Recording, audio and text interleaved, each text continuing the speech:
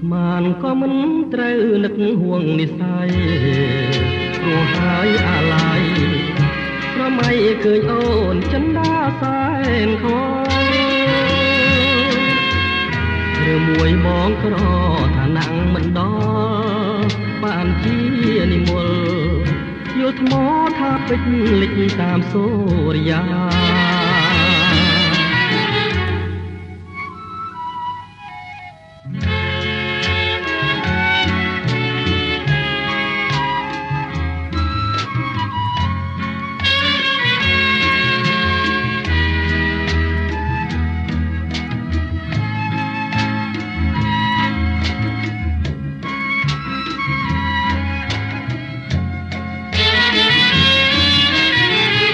ទូចអើយទូចភ្នំអ្នកយំព្រោះអ្វី